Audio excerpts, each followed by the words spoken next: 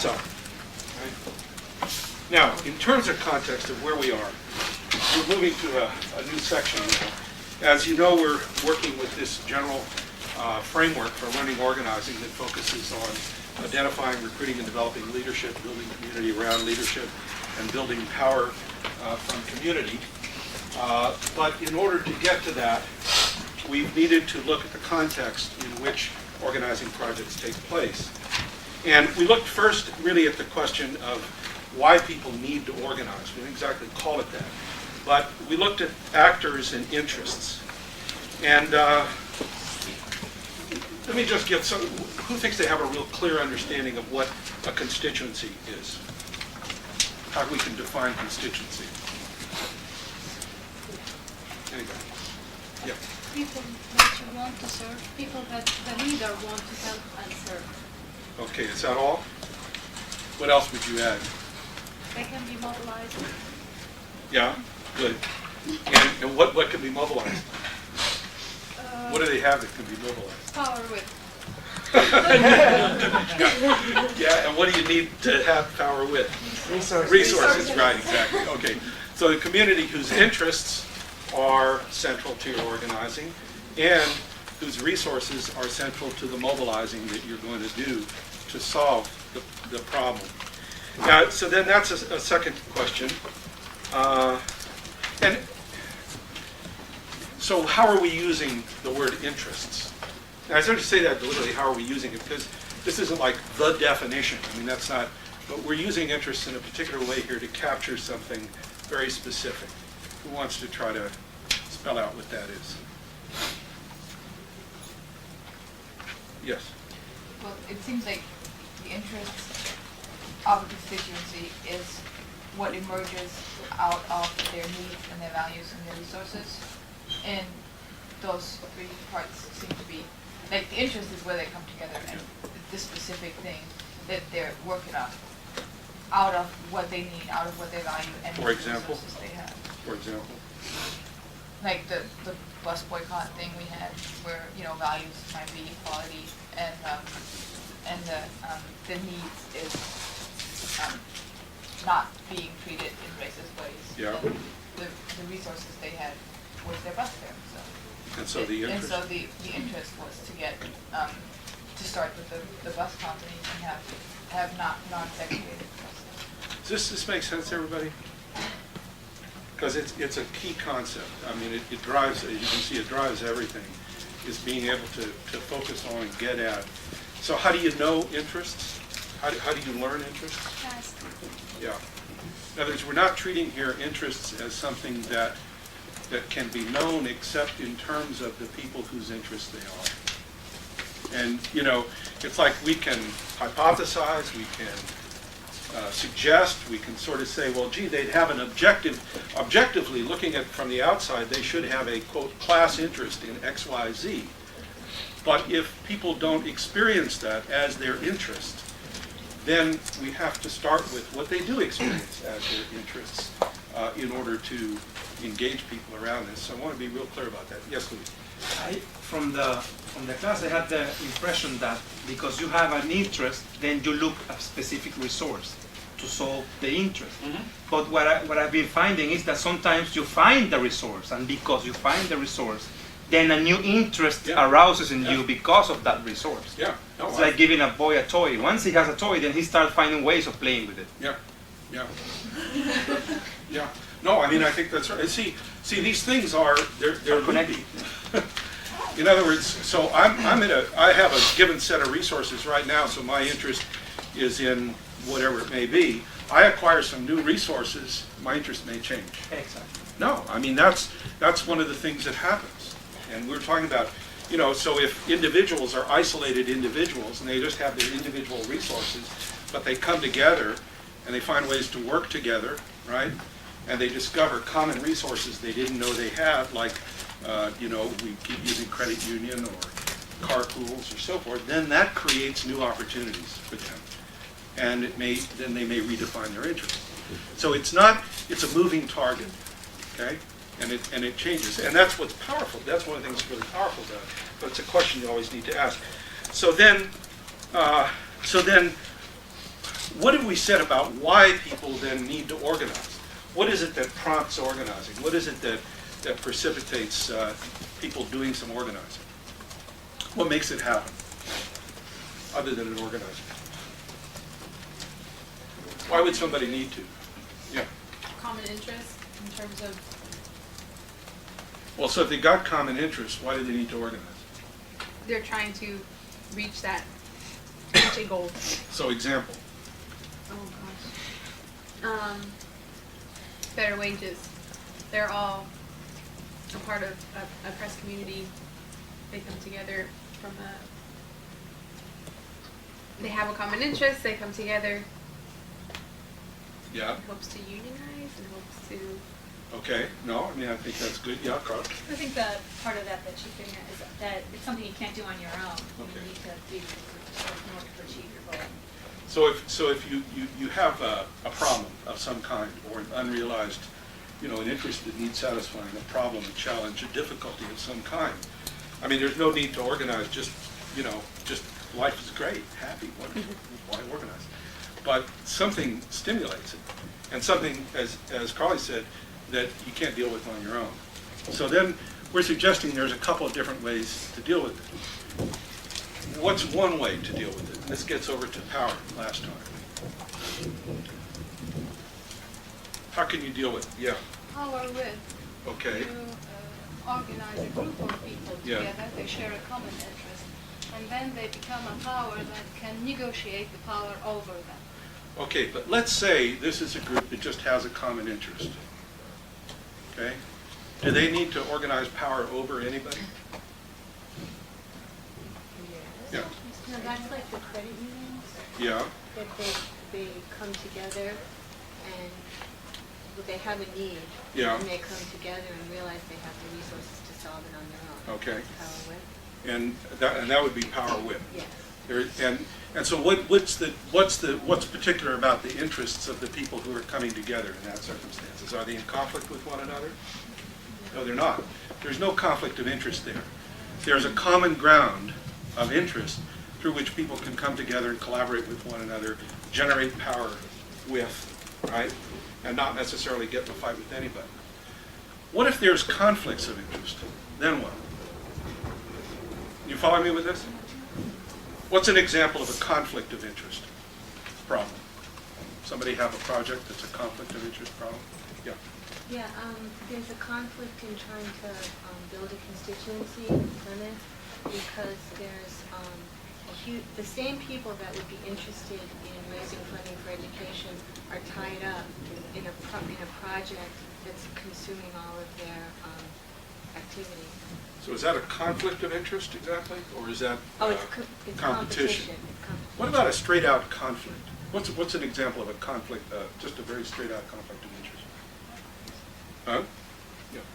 The workers, they want higher wages, and their boss won't give them higher wages because he thinks that they don't deserve it. What if he thinks they do deserve it? But he doesn't want to give them. Okay. So I mean, this is probably a clear example. Worker wants more share of the productivity of the profit, and owner wants more. And so there's a zero-sum quality to it, which makes it a conflict. So now, when you have a conflict of interest, where the conflicts, then how do you need to organize? Is power with enough? What we've been suggesting is that power with is not enough where there's a conflict. That's where you need to be able to mobilize power over in order to do what about that conflict of interest? I know I'm speaking kind of abstractly here, but I want to see if we can get some real clarity on these concepts. Find a point where two interests meets or understands, But what do you have to get to? offer something new, or Why? But there's a problem here. More money for you is less money for me. Our interests are in conflict. maybe if I give more effort of mine, you will be able to give me more money of yours. Yeah, but then I've just got a good deal because I got more for the money I'm already paying. There's a limited pie here. This is not the ever-expanding pie where it's a win-win-win for everybody that we're talking about. We're talking about circumstances where there are choices. And the money is going to be used to build the freeway, or the money's going to be used to build the school. I mean, but there's no more money. And so, so there's a conflict. So how does the conflict get resolved? Yeah. By somehow agreeing that if you don't give me more money and give all of us organized people more money, you will have problems on your hands, and you'll essentially lose a lot of money because you won't have anyone working for you, or you won't have people buying your products. So if our organized group over here says, okay, you don't want to pay us more, right? So now we're organized. And so we've come up with a way that it's going to cost you more not to pay us more, okay? Because you know what? We're going to go do a campaign on how your hotel has the worst service in America. And you know what? When people come to your hotel, they're going to experience the worst service in America. And you know what? All those unions and all those organizations that have conventions at your hotel, guess what's going to happen? They're all our supporters in here. Now, so what you're doing when you do that, they're going out and mobilizing all these other resources to influence their interest. How does it affect the interest then of the owner? What happens to his interest? Yeah. It makes it in the interest of the owner to actually change the power dynamic and like respond to the needs. Yeah. I mean, it makes it in the interest of the owner to settle with the union. And so see, what you've done is there's a conflict of interest, and by mobilizing more resources, more power, you've changed the interest on the other side. That's how it works. Now see, we like to think that, oh, you can get together and negotiate everything, right? But so where does negotiations figure into this kind of deal, where there's conflicts of interest? What does the art of negotiations contribute? Because we're just talking about where there's real power imbalance, and you go out and you get some more power, and so you change the interest of the opposition. So what do negotiations contribute here? Yes? They work to try to get the leaders to see that, not the leaders, the people who have conflicts of interest to either give up something to see or change their interests. But can you change interest through negotiations?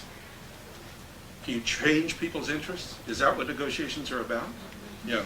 I mean, I think negotiation is once you have gotten your group into, I forget if it's the second or third phase of power. Like once you're at the table, but you're just fighting to get at the table. Yeah. And then you can negotiate.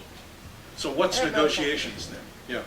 Negotiations are either divvying up the pie or trying to expand it or figuring out who's going to get what. Okay. Yes. I don't think that negotiation is a way of preventing the power clash, in the sense that you said, what you can do is amass more and more power and, try to overpower the other guy so that you get done what you want to do.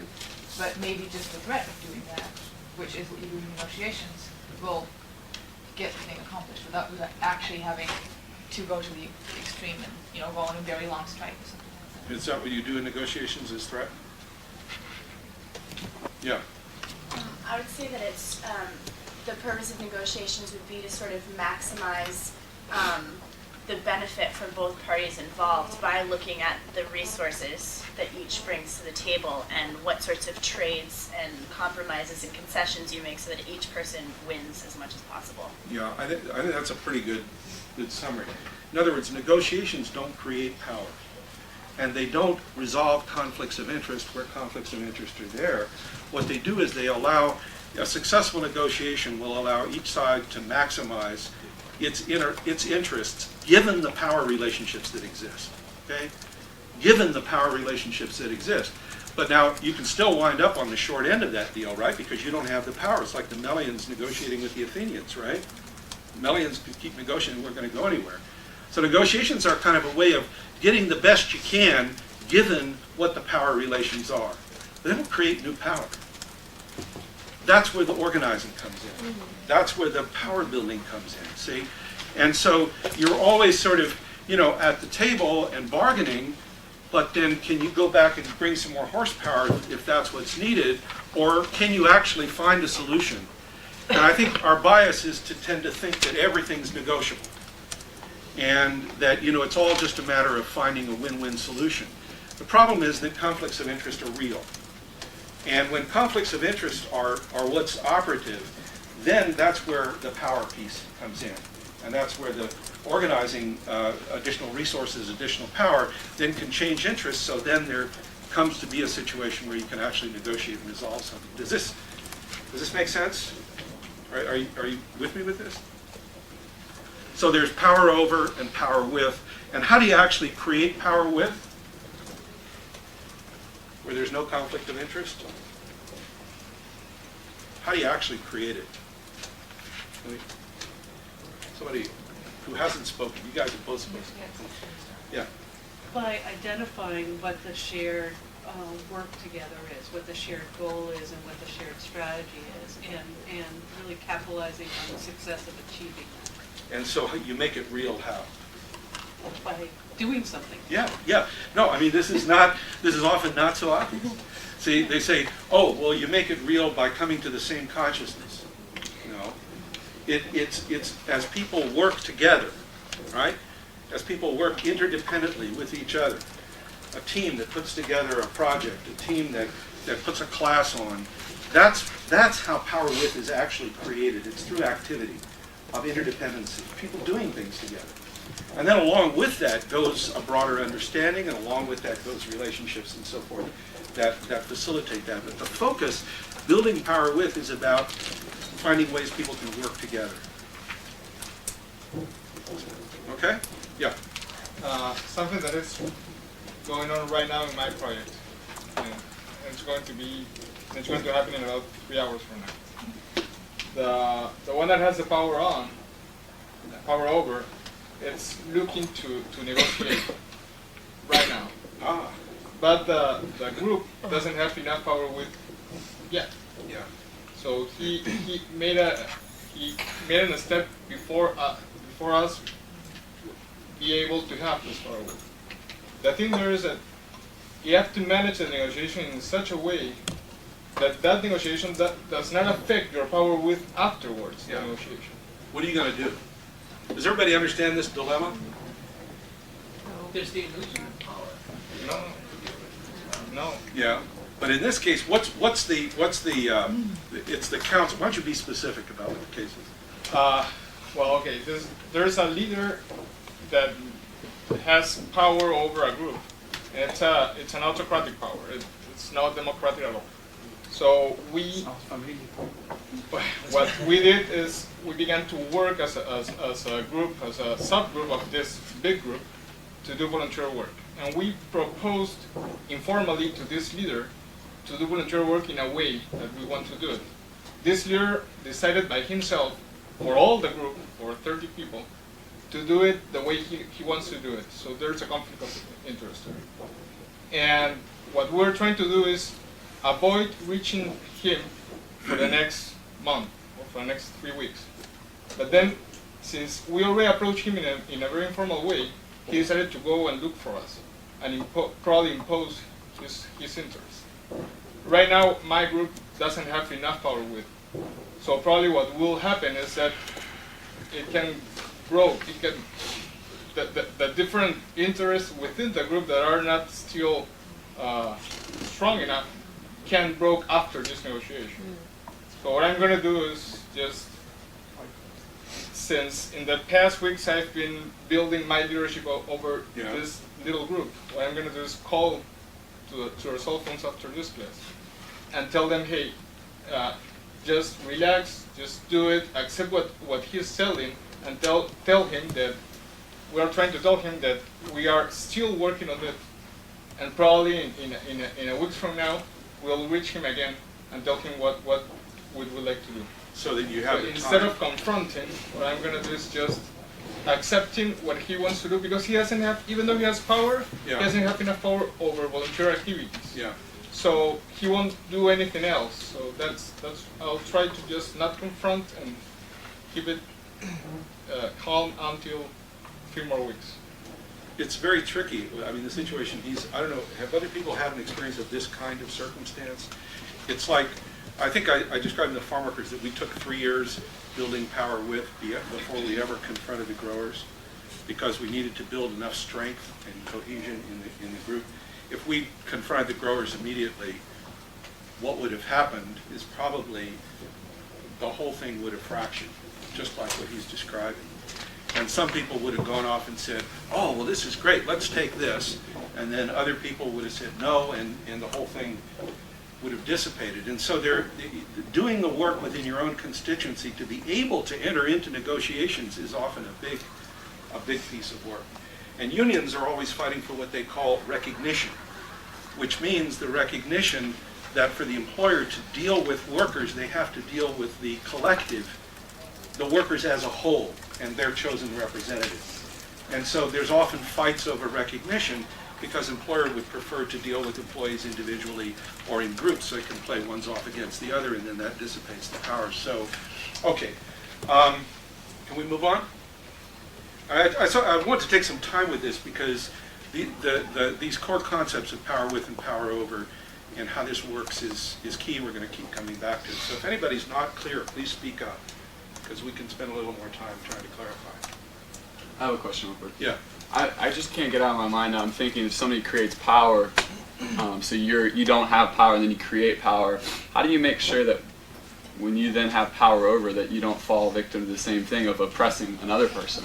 I mean, because you're a good person. Well, no, I mean, I'm just trying to think. I mean, it seems like, I mean, I totally agree with the whole premise of how we organize power and create power with, but I'm still hesitant to embrace all aspects of power in the process. And so I don't know if that's something we covered. What does your instinct tell you? What does my instinct tell me? Yeah. Well, what would you need to do in order to avoid falling into that trap yourself? I think you need to create some accountability, some transparency, and some. You have to understand what your values are and help people hold you accountable to that in the process. Yeah. So that you don't end up doing. You're like, okay, so you overtake your boss, and then you have 20 workers working for you, and you're paying them unjust wages because you're on the top of the food chain now. No. I mean, I don't know. So. No, I mean, I think, and we're gonna return to that theme actually at the end of the class. That's one of the things we talk about in organizational structure. But I think you named the key word: accountability. In other words, how you build in accountability mechanisms. For example, an opposition. Like, the theory of democratic politics is you need competing parties. I mean, it's funny, people get all worked up about partisanship. I mean, you need competing parties. The whole point is that to hold each other accountable. Now, it doesn't always work the way we would like, but it's an effort to be an accountability mechanism. Transparency is an effort to create the opportunity for accountability. So, legitimacy of dissent and debate is, I think, one of the most precious things to protect in an organization. And which I think I mentioned the other day about my particular little issue with consensus, but it's how you establish the practice and the reality that people can take dissenting positions and that they're honored and that they're dealt with, and the person is not treated as disloyal or thrown out or that kind of thing is critical for this. But I think you have to do it institutionally, and I think you have to figure out how to construct the internal power of the organization so that there's enough power never gets so centralized that there isn't some basis for an opposition to challenge. And of course, whoever's got the power always wants to centralize. And so there's a constant tension that's built into it, but that's the nature of the beast, I think. But that's a great question, Aaron, and something to consider as we go on. Okay, so what do leaders do?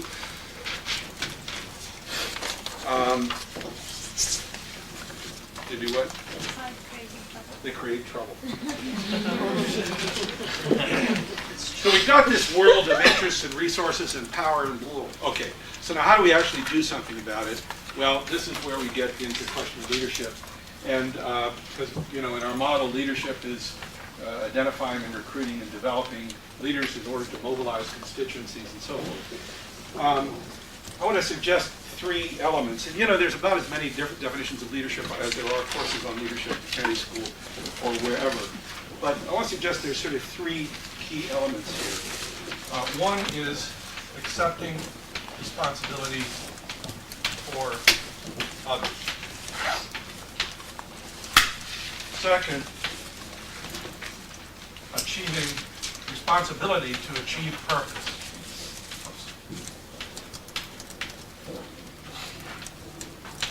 And 3, in the face of uncertainty.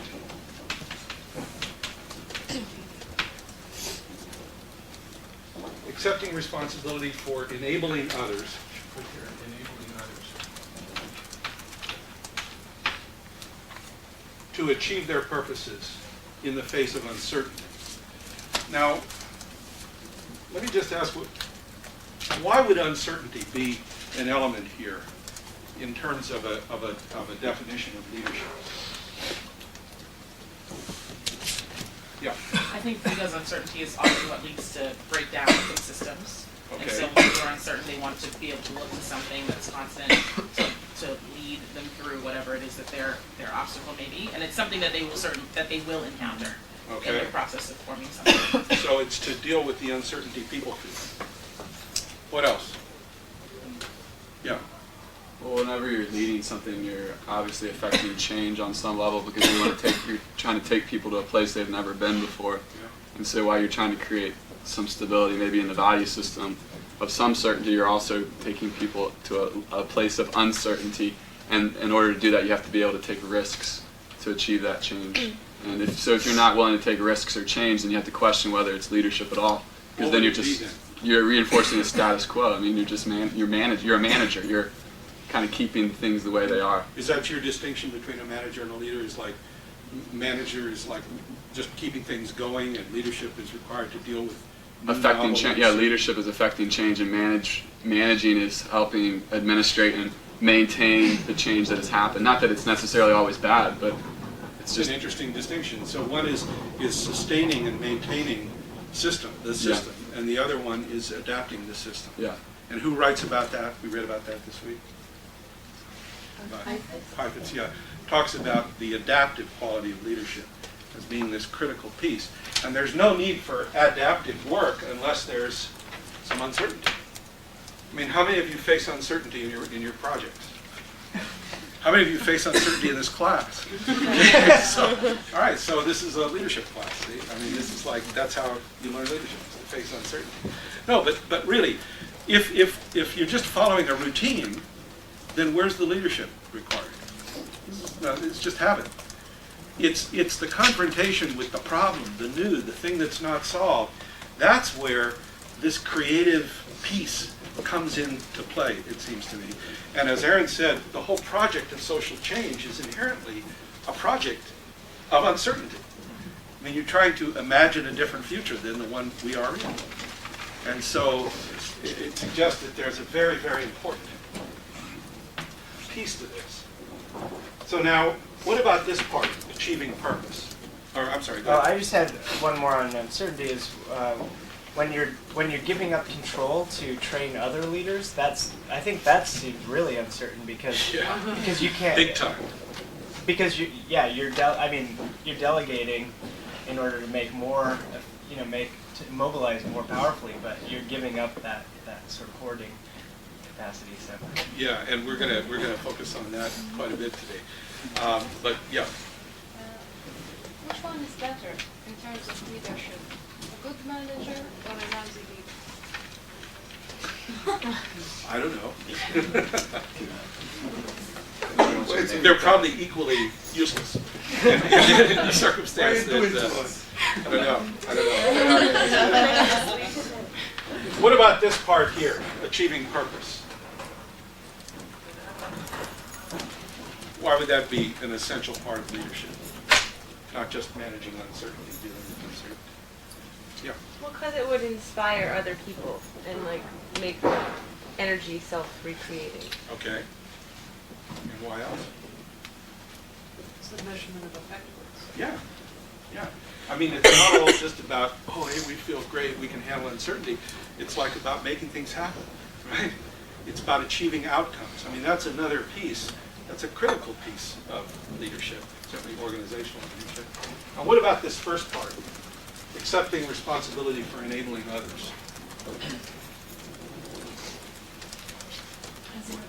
Yeah. As a leader, you should kind of, in a way, accept the strengths and be able to garner those strengths from the people around you, but also accept the fact that you probably didn't cultivate key strengths or cultivate to strengthen others as well. So accepting what you have been able to do with your constituency, and also accepting your own limitations and moving forward. Okay, that's good. What else? Yeah. I have some problems, honestly, in understanding the role of a leader as the one who enables a group to achieve some common purpose. So probably for me, there's the positive side of a leadership. So at least for me, a leader, I'm not sure if it's positive or negative, is a person who, for example, has the capacity to convince people to do something. Even if the group doesn't agree with the values, doesn't agree with the final output or the final outcome. So probably I'm wrong, but at least for me, the first point seems to me that is the positive side of the leadership. Okay. But it doesn't cover everything. Well, yeah, go ahead. Well, Guillermo, I think that you're talking specifically about the dangers of leadership. And what I hear when you shared about a leader's ability to get people to do something, even if it's against their values, that's bad leadership. And, but it's leadership. But it's bad leadership. It doesn't matter. You're right. It could be bad, but it's leadership. If I'm accepting this number one, where I'm accepting responsibility for enabling others, then even if I were that bad leader, I would be working at it differently. Like, say I still want them to do that, but I would work with them to convince them that my bad values and morals really are the good ones for them. And but that's maybe you're a leader if you can do that. That's my point. That for that reason, I'm not really sure if that definition covers the 100% of the definition of a leadership. Like you said, probably the wrong side of the bad leadership is also a leadership. That's my thought. I'm not really sure, honestly. Okay. I feel like this, for me, ties into one of our readings. I think it's the Heifetz one, the values in leadership, where it talks about how we use that word, you're a leader, but we have some values embedded in that, and those values are, I think, what Hilda is talking about. And he gives an example of Hitler. You know, he was a leader in your definition, I think, but we wouldn't call him a leader. Anybody else on this? Shumei and George. I think what came up for me when Guillermo was talking was the difference between a leader and a power wielder. Power wielder treating people as objects, and a leader sort of treating people as people. That we all have our interests, and leadership is about a conversation of those interests. Whereas a power wielder views people as objects to be moved around. My thought is the guy who gets that power, and the one who right now is the power wielder, like you said, I think that he gets the power because he was a leader. At some point, somewhere. At some point. That's certainly I don't know, but I'm just well, wondering. for example, someone may exercise leadership, say, within a military group, and then use that power to assume power in a state and impose the will on everyone else. So you could sort of see that person as an effective military leader and a civilian despot, a power wielder who's using people instrumentally. But there's some leadership that went on there at some point that he got these military folks with him, and they look at him as their leader, and so on and so forth. I mean, I don't know if that goes to it. See, I think it's like not all leaders are good, obviously. You know, I mean, and leadership can be a murky kind of thing. But the point that we're trying to, that I'm trying to emphasize here is that the, oh. Excuse me, I think I forgot something this time. Oh. Just there it is. I'm talking about these very tricky There is something about leadership that distinguishes it from both being a power wielder or domination or a manager. And this managerial distinction we talked about has to do with uncertainty or not uncertainty, being adaptive. Okay, purpose is achieved by both. And then this other dimension about distinguishing like a power wielder from a leader, at least as the term as we've been using it, is, remember Burns? What does Burns talk about in his piece? How does he describe leadership? How does he explain leadership? Remember Burns? Yeah. Hilda, you want to? As relationship. So What does he say about that? It's between an individual and a group of followers. And he really talks about where people are coming from and understanding their motivations and their interests and how you move them to get something done. Yes. He's the one that also talked about the difference between transactional and transformative leadership, which definitely resonated for me about how you can kind of take the moral higher ground and bring people along and create more than just kind of just an exchange. Yes. And he also made a distinction from power that the leader specifically has the same kind of goals and motivations as the followers. Mm-hmm. So they're both achieving the same purpose, whereas power, especially power over, does not necessarily have that distinction. So in this relational model of leadership, how does a leader acquire power? How does a leader acquire, in the relational model, how does he acquire power, he or she? Yeah, Aaron. Well, understanding the followers' values and motivations and articulating what's unconscious in the followers by making that conscious.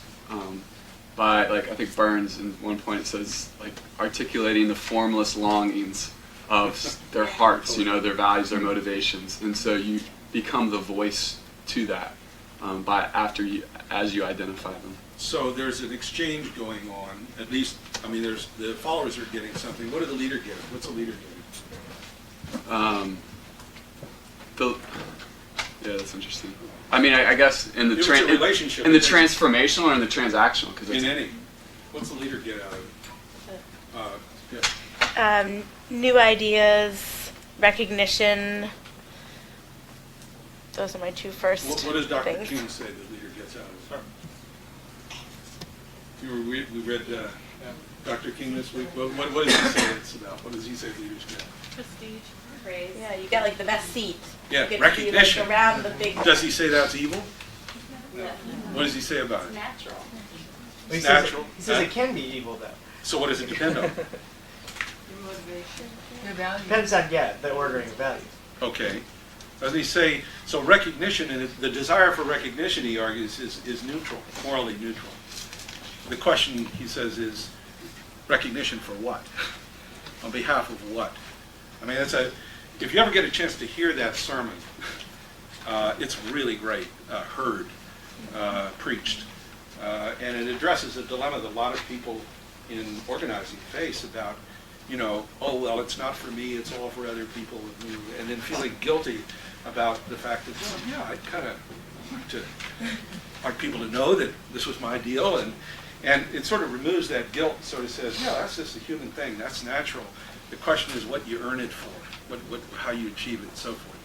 So the point I'm trying to get at here is that the leader-follower interaction is a relational one in this model of leadership. And it's the relationship between leaders and followers that through which a leader can enable others to accomplish whatever it is that they're trying to accomplish. And that's the source of the common purposes and so forth.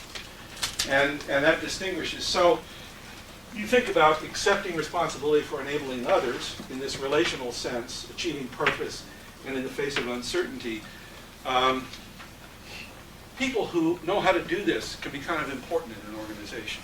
It can be pretty important. And not everybody knows how to do this. Not everybody's learned how to do it. Not all organizations teach people how to do it. Some people are very, very, find this really hard. Find this really difficult, right? Other people feel comfortable with this. Some people engage well with other people. Some people don't. It's not that one's valuable, not valuable, but there are skills and practices here, okay? And what are those specific skills and practices? Well, you remember this chart? Remember this chart?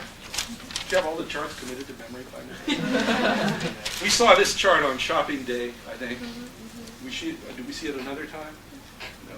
Remember we contrasted the disorganization and the organization. I asked you how many people had ever been in a disorganization. All the hands went up. Well, the point of this Okay, so we're talking about collective action. We're talking about creating collective capacity through an organization. So when you have an organization that's divided, confused, passive, reactive, inactive, and has a sense of drift, that's you're not going to get a lot of power out of that, are you? I mean, there's not going to be a lot of, let me see again, how many people have experienced that? Yeah. And so then we contrasted it over here with the promised land, right, of the organization in which there's a sense of community, shared understanding, participation, initiative, action, and a sense of purpose. And of course, here you can see collective action actually adding up to something, right? And so then we asked the question, well, what turns this into this? And what I suggested was that, you know, in the farmer quiz, when we were looking at different boycott cities and why they were effective and why not, we tried a whole lot of theories for why some were like this and some were like this. But the theory we finally settled on was this one, that there were individuals, people, a person or people, who were doing particular pieces of work that enabled those disorganizations to turn into organizations.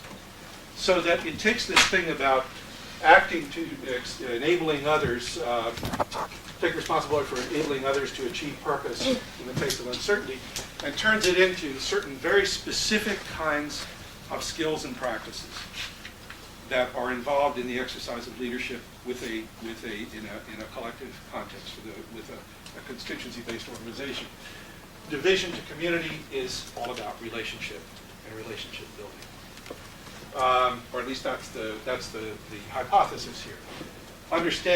Confusion understanding is because there is a range of meaning making or interpretive work that they are expected to do with respect to the people that they're working with that are part of enabling them to face uncertainty.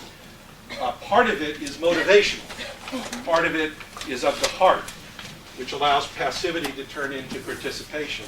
And part of it is strategic, which is about figuring out a vision of how you can actually work to change things, which turns reactiveness into initiative.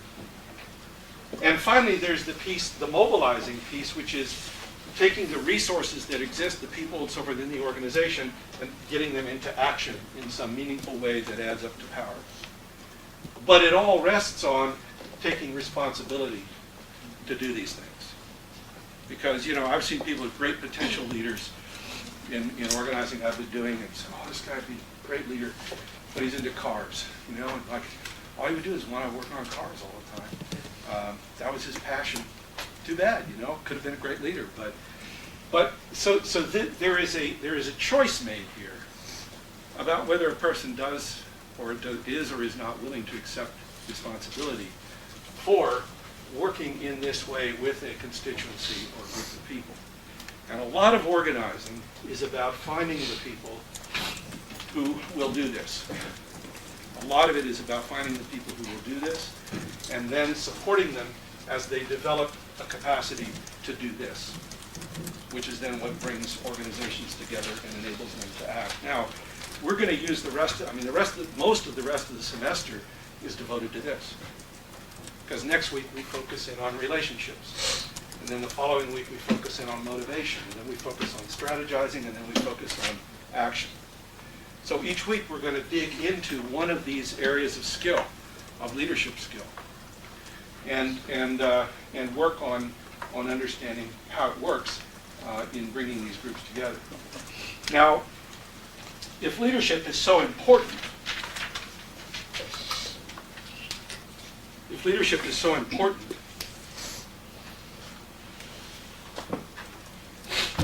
how come we have such a hard time letting other people lead or do it?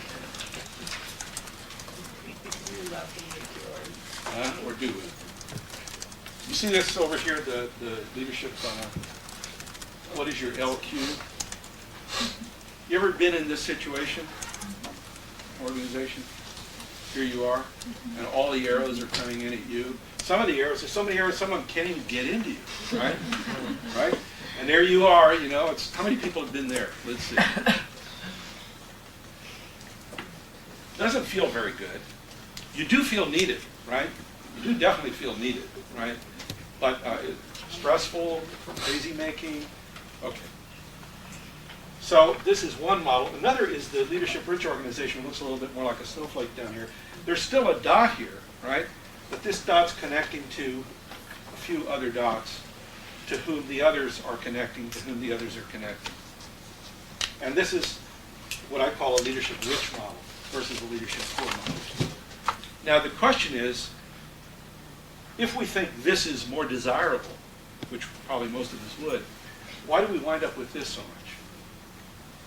Why do we wind up with this? Let me see again the hands of people who've been in that situation. He's got both hands up. So why do we wind up in that situation? Yeah. I think it's probably like looking at the last piece of paper.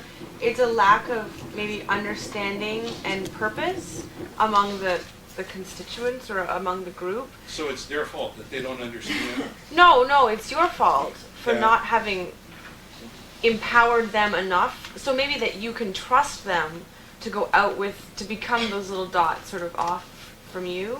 Because sometimes I feel like organizations end up pointing towards a person Yeah. and having that inward energy because the people who are out doing the actions need to keep seeking reinforcement and validation Yeah. from the person who's sort of the one, you know? So, what I so mean? what is the one doing that sustains that keeps that situation the way it is? I guess we're not delegating responsibility and leadership Okay, but enough. then why is the question, yeah. Well, I was going to say something similar about their inability to relinquish power and to share responsibilities by delegating and empowering the people that they have already within the organization. Why do you think we don't do that, though? The problem is that you lose control when you do that. Yeah. I mean, for some Why people is it's that so ego. terrible? I mean, some people, they're so tied to the project that they feel like they must do it all, that they don't know how to, they take on too much responsibility. Yeah. It's like my mama told me, if you want something done right, You do it yourself. yeah, everybody's heard that one. Yeah, probably. And I think a lot of times it's just the amount of time you have. You don't have the time to train people to do what you're doing. So you might have as well- the time for this? I think sometimes you're put into a position where you don't even have a chance to think forward, and so I think you get put into that position where everything's on you, and it makes it even worse. Who puts you in this position? You did. Oh. But then, So why do you put yourself in that position? I don't, but I think that's what people No, do. I'm just asking, how come we wind up in that position? It's not just in the water. Yeah, Erin and then Joy. I was just going to say, like, that's so me.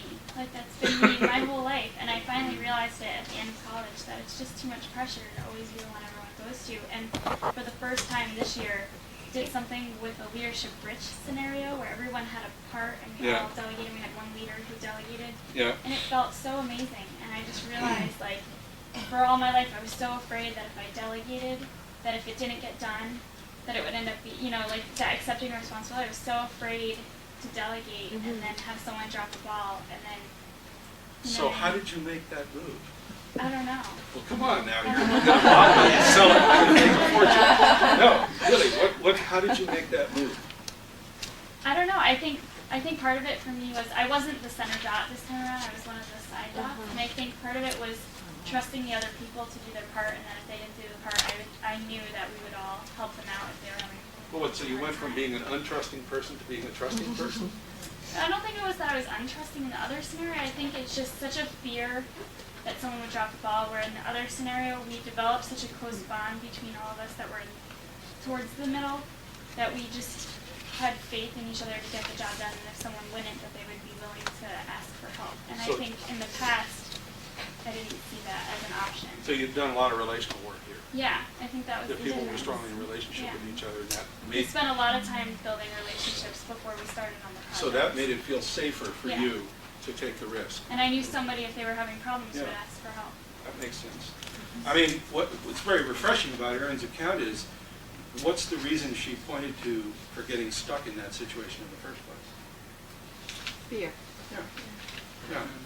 Yeah, and I mean, it's not like, it's not like being power hungry, but often it's fear that the thing isn't going to get done right, and you really care about it, and so you got to make sure But then the problem is that that need for control, right, which is really what it is, that need for control in order to feel safe winds up compromising what?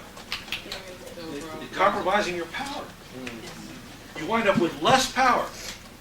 And the reason you wind up with less power is you need more people around you able to do all this work. You can't do all this work yourself. You need more people around you who can do this kind of work so that the organization can grow and do things. And so you sort of trade off. You sacrifice power for control. Not because you're a bad person, but we're often just afraid to let go. And so then the question becomes, how can you let go intelligently? How can you let others lead? How can you make room so that others can lead? Because that's often where the problem rests. Yes? I think another way maybe to distinguish it is the first one, leadership poor, is kind of an investment in like the particular task that you're trying to get done right then. And the second one, the leadership rich, to me, when I've been in both situations, but in the second situation, you're not just thinking about the next thing you're trying to accomplish, but you're also thinking about the larger picture of the organization and growing the organization. Does that make sense? Mm-hmm. Yeah, but I guess I'd argue, I haven't seen this work very well. Right, no, in the second example, that Yeah. you have more of an eye to not just the specific rally or the specific thing that needs to get done. But you're looking forward. But you're thinking about, you're like one step ahead of the game. So then you're thinking not only of the leadership that's required in that moment, but you're also thinking about what? Future leadership. About developing leadership for the future. And that's a very important piece of why it's so important to do this in organizing. See, because if in the way you go about the work, you aren't creating opportunities for other people to learn to lead, then there's no development. And then it's not only that your scope of what you can do at the time is limited, but what about when you're ready to go, or you want to do something else, or all of us have seen everything collapses, right? Because no one's been developed. No one's there not just to take your place, but to expand to other areas and so forth. So this question of how you do your work in terms of the space you allow for others to grow and develop as leaders, it is core to this organizing project. It is absolutely central, which is why we gave you a reading from the first management consultant in history. Do you remember that reading? What was that reading? Huh? Moses. This was Moses' father-in-law, right, Jethro? And why did he intervene with Moses?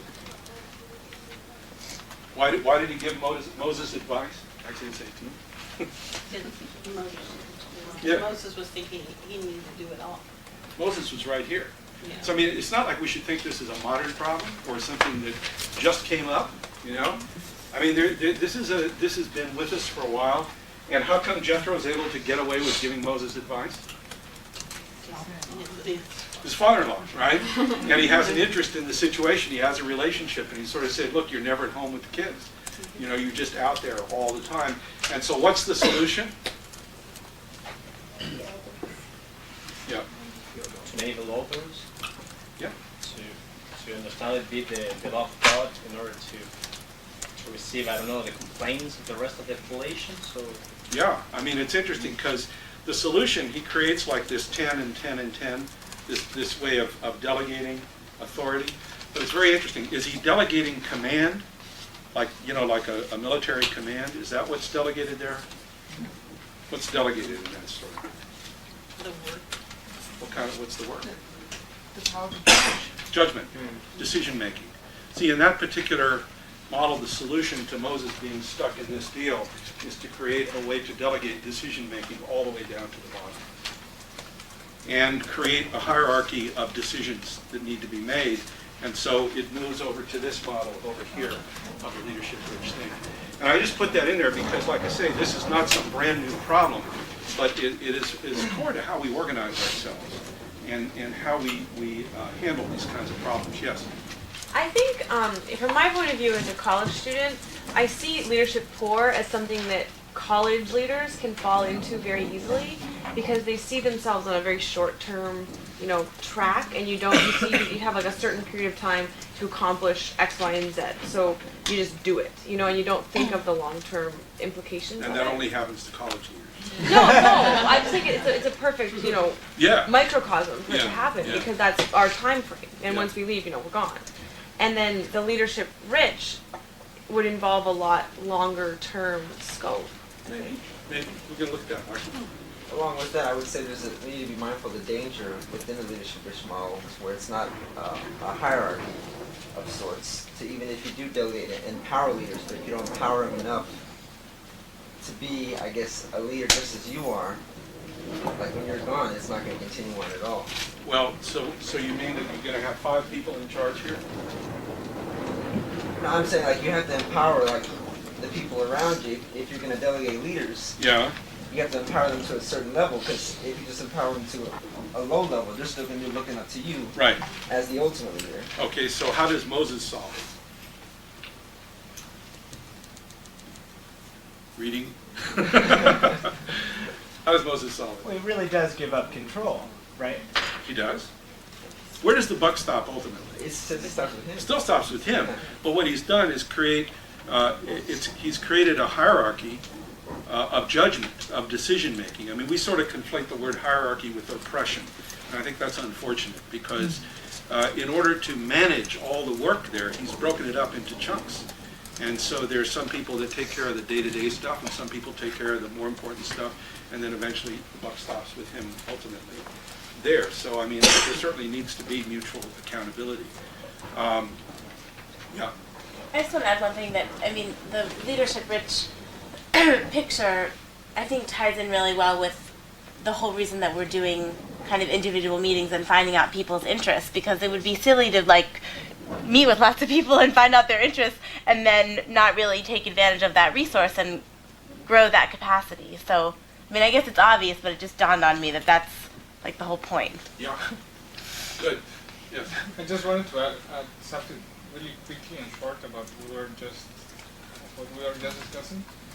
It's not only that it's, from a practical point of view, it's more sustainable to do the leadership rich, but also at some point you begin to feel joy by seeing others getting better than even yourself.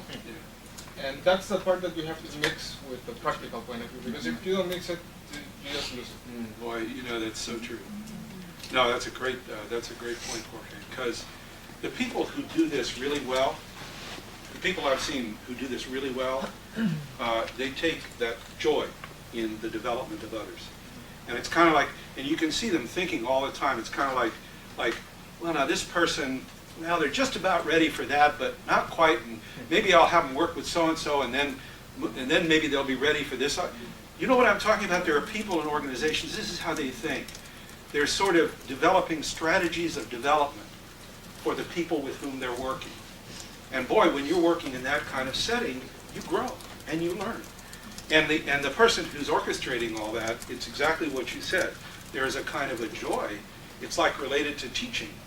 There's a kind of a joy as other people develop and grow. And then, of course, that grows the power of the whole organization. But I think that's an excellent point. Yeah. But then how about the pain of it as well? Because identifying these leaders is almost like finding a diamond in the rough, right? You're taking a chance and you're giving them all these opportunities. But then after a period of time, maybe it's not working out. There is that pain of knowing that do I give him another chance, or should I let him go? Where is that judgment point when you say? You make lots of mistakes. No, that is the falling off the bike part. Because you have to sort of accept that you're going to be wrong a fair amount of the time, and that over time you'll be wrong less, and that over time you get to know the people. And you get to learn the people, but there's no way to do it without leaping in. It's just, people come with all kinds of qualifications and blah, blah, blah. And yeah, they look great on paper, but they put them out there in charge of something, and, it's like, you know what I'm talking about. It's something different, like working with people. But you begin, it's a skill, it's a sense of judgment that you acquire as you try and fail and succeed. But it is an art of leadership. I mean, and I call it an art because it is an art. It requires judgment. And I think your point is an excellent one because you're not right all the time. And you always get surprised by people.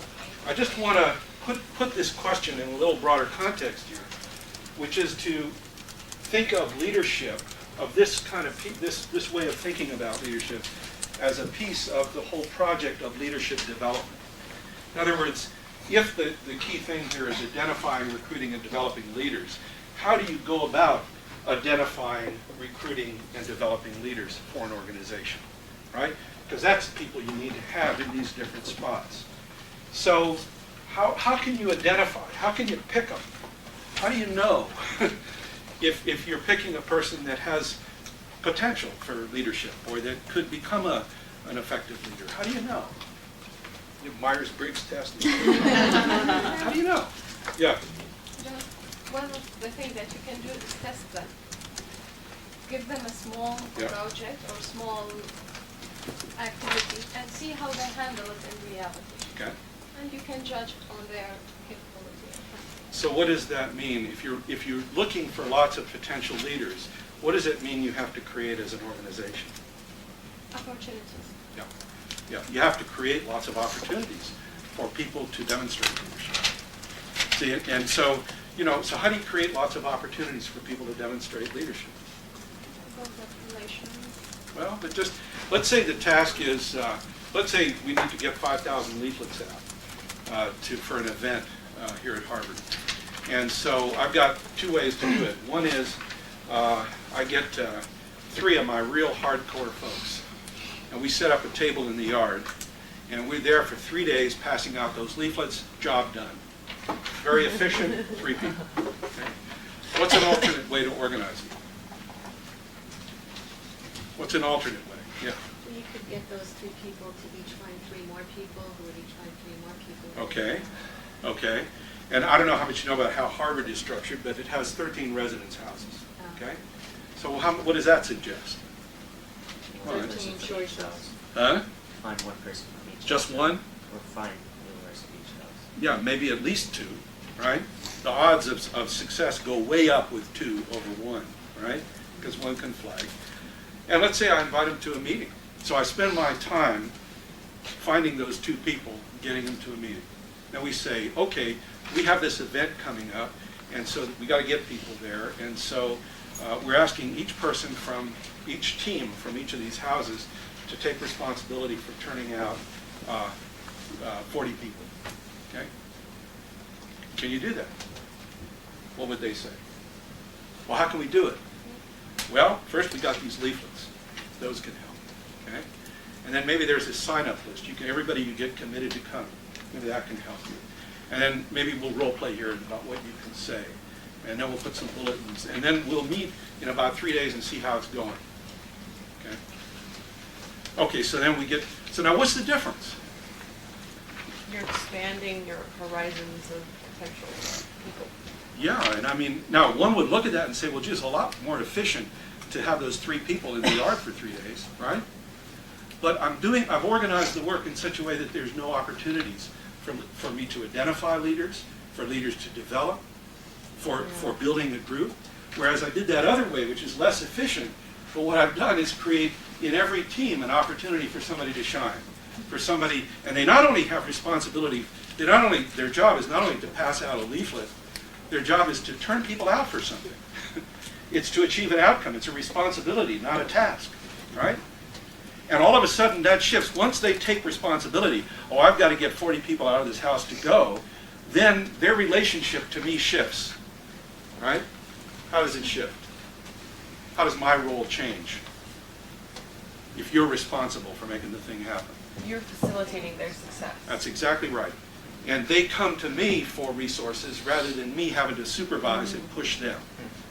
See, for me in political campaigns, it was always the tensest time was the first few days, and we were planning, say, a statewide campaign in California, and we're trying to, make the whole plan. Once it was like, okay, you got San Diego, you 4 have LA, you got the Bay Area, once it was chunked out like that, I could just sort of sit back and sort of, urge the horses on, so to speak. I mean, make sure, you know, they had what they needed, because then people will come to me for what they needed, because they've taken the responsibility.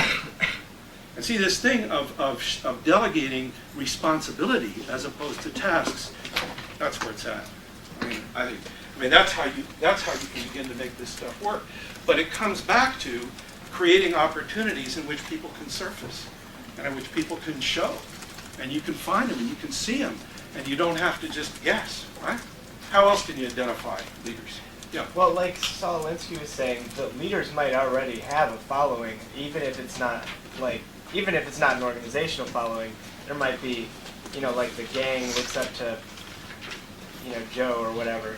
So you might want to just observe what's already going on. Yeah, how about that? Yeah, exactly. I mean, really, I mean, how do you know a leader when you found one? Yeah. I work with young people, and observing is key.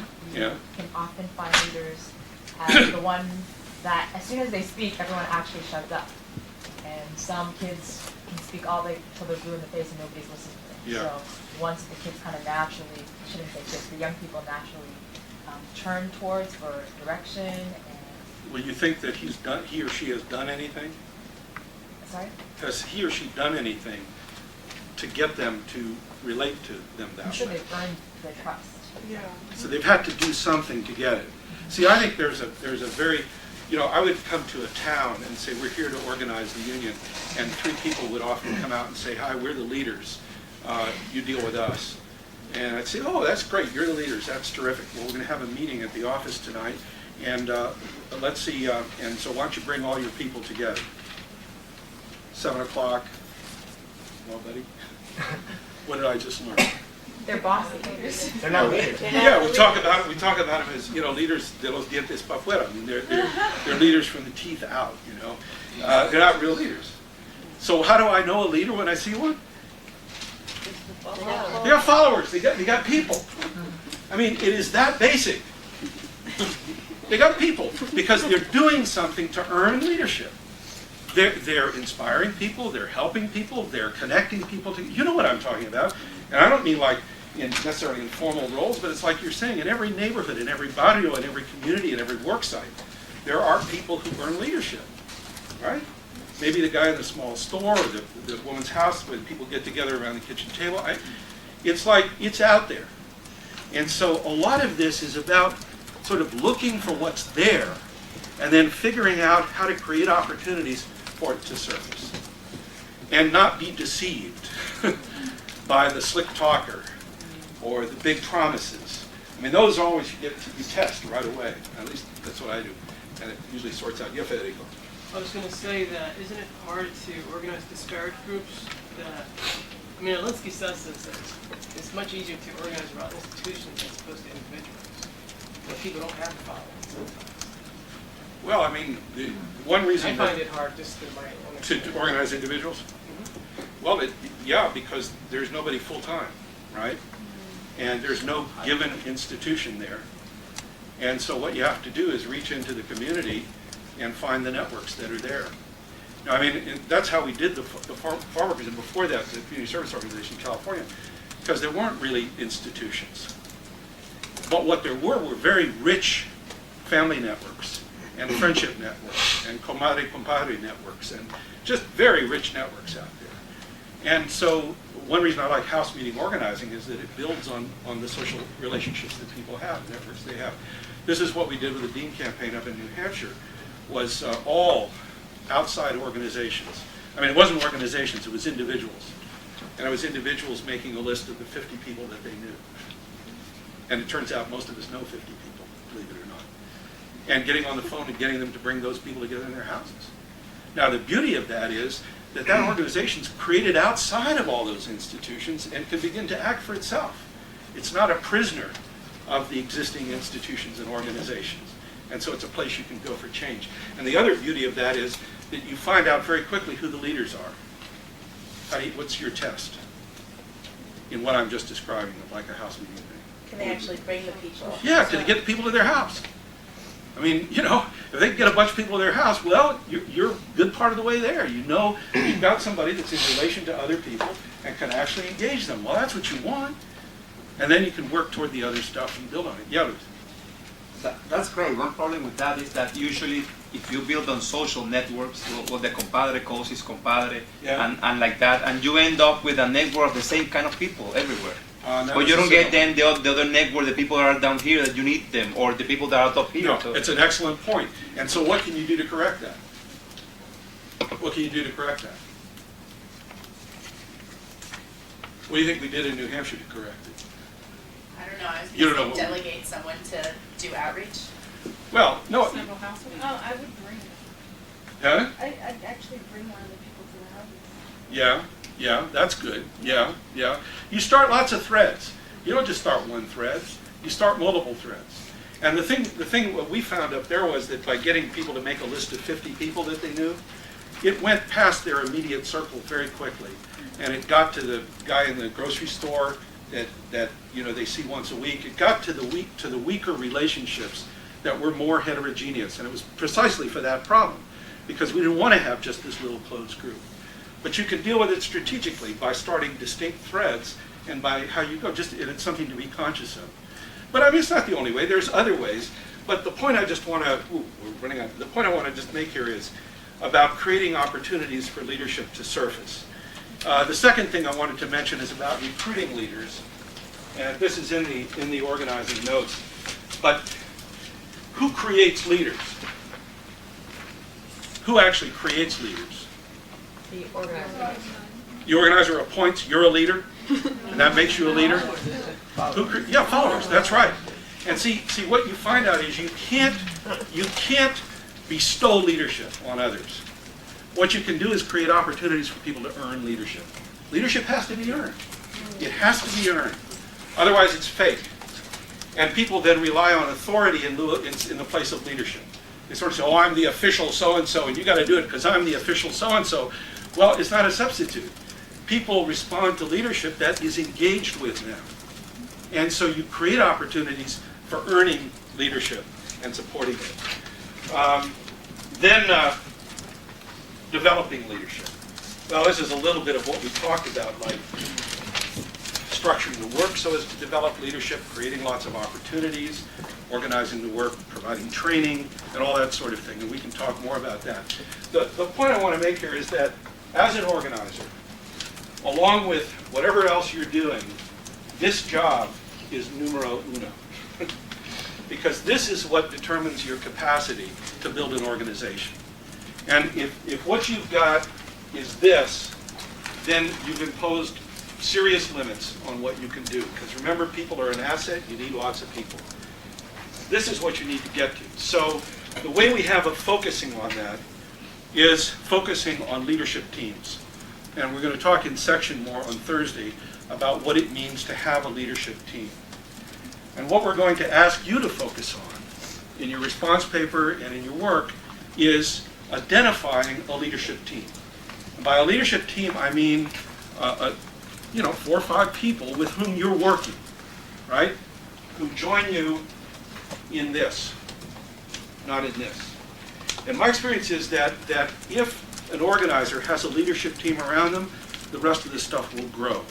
If there's no leadership team and it's one against the world, it doesn't happen. And we call that the Lone Ranger syndrome. And so what we want to really focus on at this point is how to help you develop a leadership team and how to work with that team so as to enable it to succeed. So, key lessons today. What did you take from today's discussion? Key points from today. Yes? Difference between a manager and a leader. Okay. Managerial leadership distinction. What else? Yes? Leadership vision for explain. Okay. Good. What else? Yes? I like the idea of delegating responsibility, not tasks. Yeah. Very important. What else? Yeah. 50 people. Huh? 50 people. 50 Oh, the 50 people. Yeah. I like Yeah. that. Creating opportunities to earn leadership versus creating leadership. So. Yeah. This is so important. I mean, this is really, really important, what you said, and how you actually do that in reality. Yeah. And the more leaders you get, the more powerful you become. Yeah, that's right, because that's the key. Pluses, what worked well today? What did we do well today? Yep. Review everything we've got. Was that helpful? Yeah. Good, good, good. What else? What else worked well? The image, very good. The image? Yeah, being that little dot in the middle, kind of drag. What do we need to work at improving more? Improving more? I didn't get to bring in the Hackman reading, which I wanted to bring in more, because it focuses on leadership teams. So I want to urge you to look at that, because it has a lot of very smart things to say about how to nurture a team, and we can talk about that more in section 2. Okay. All right, see you on Thursday.